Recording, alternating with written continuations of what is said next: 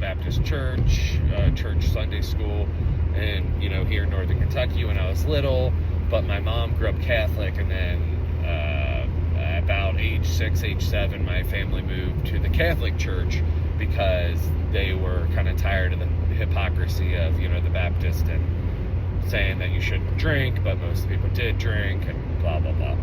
I was like, so I've been baptized Catholic, and I went through St. Mary's Church, and I got confirmation, got baptized, got communion, oil on the head, everything. Went through the classes, and I actually read the Bible. I read the New Testament. And so he's like, oh, great. He's like, so you have an idea of like blah blah blah. I was like, yeah. I was like, I don't know if I even knew the term at the time, but I'm like, yeah, I'm more agnostic.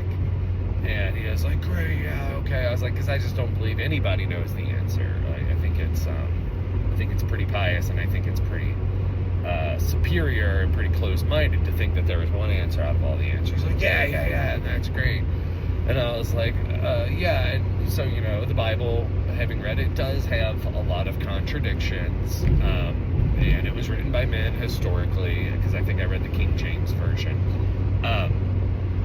And so we were talking about a lot of the hypocrisies and contradictions in the Bible. And I was like, and one of them, the age-old one of like Jesus being like a 6-foot-tall white dude with dirty blonde hair. And I was like, well, we know that wasn't true. He was most likely closer to being black. And the guy's like, yeah, he would have been, closer to being black. But no, he was probably about 6 foot, like 5'11".